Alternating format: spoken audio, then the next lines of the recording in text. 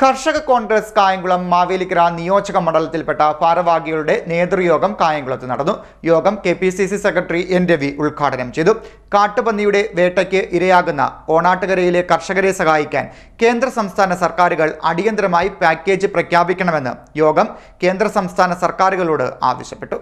കർഷക കോൺഗ്രസ് കായംകുളം മാവേലിക്കര നിയോജക മണ്ഡലത്തിൽപ്പെട്ട ഭാരവാഹികളുടെ നേതൃയോഗം കായംകുളത്ത് സംഘടിപ്പിച്ചു. കർഷക കോൺഗ്രസ് സംസ്ഥാന ജനറൽ സെക്രട്ടറി ചിറപ്പുറത്ത് മുരളി അധ്യക്ഷനായി.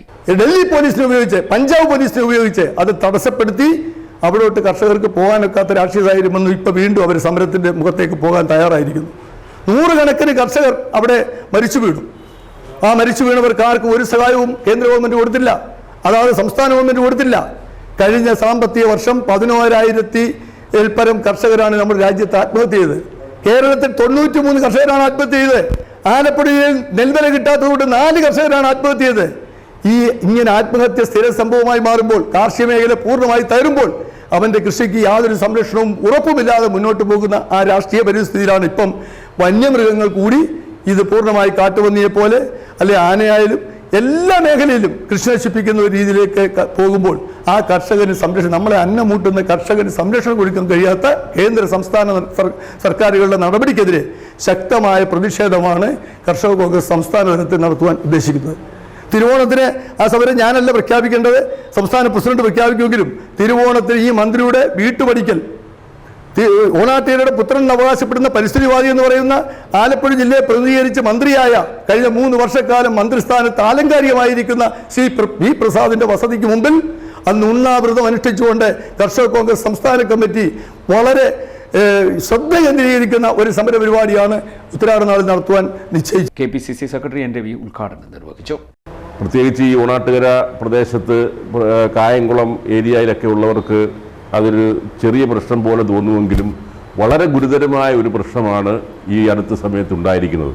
ഈ കർഷകരുടെ കഷ്ടപ്പെട്ട് കാർഷിക വൃത്തി ചെയ്യുന്ന കർഷകരുടെ കാർഷിക വിളകൾ നശിപ്പിക്കുന്ന രീതിയിൽ കൂട്ടത്തോടെ പന്നിയുടെ ആക്രമണം നമ്മുടെ ഈ പ്രദേശങ്ങളിലേക്കൊക്കെ കടന്നു വന്നുകൊണ്ടിരിക്കുകയാണ്. നേരത്തെ നൂറനാട് മേഖലയിലൊക്കെ പാലമേൽ പഞ്ചായത്തിൽ മാത്രമാണ് അതുണ്ടായിരുന്നതെങ്കിൽ ഇപ്പോൾ അത് താമരക്കുളം പഞ്ചായത്തിൽ, വള്ളികുന്നം പഞ്ചായത്തിൽ, കൃഷ്ണപുരം പഞ്ചായത്തിൻ്റെ കിഴക്കൻ പ്രദേശങ്ങളിൽ കൂടി അത് വ്യാപിക്കുന്ന, ഭരണിക്കാവ് പഞ്ചായത്തിലൊക്കെ അത് വ്യാപിക്കുന്ന തരത്തിലേക്ക് മാറിയിരിക്കുകയാണ്.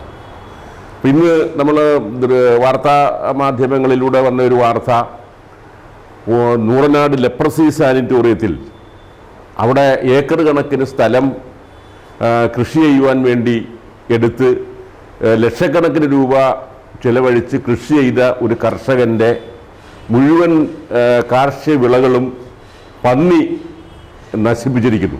കാട്ടുപന്നിയുടെ വേട്ടയ്ക്ക് ഇരയാകുന്ന ഓണാട്ടുകരയിലെ കർഷകരെ സഹായിക്കാൻ കേന്ദ്ര സംസ്ഥാന സർക്കാരുകൾ അടിയന്തരമായി പാക്കേജ് പ്രഖ്യാപിക്കണമെന്ന് യോഗം കേന്ദ്ര സംസ്ഥാന സർക്കാരുകളോട് ആവശ്യപ്പെട്ടു. കർഷകരെ സഹായിക്കാനുള്ള നടപടി വൈകുകയാണ്. ഇത് സംബന്ധിച്ച തീരുമാനങ്ങൾ ഉണ്ടായില്ല.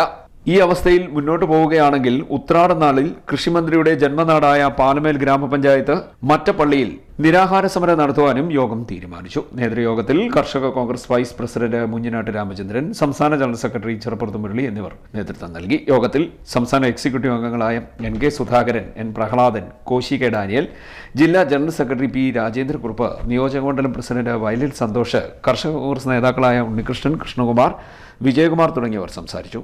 CDNet news Kayamkulam.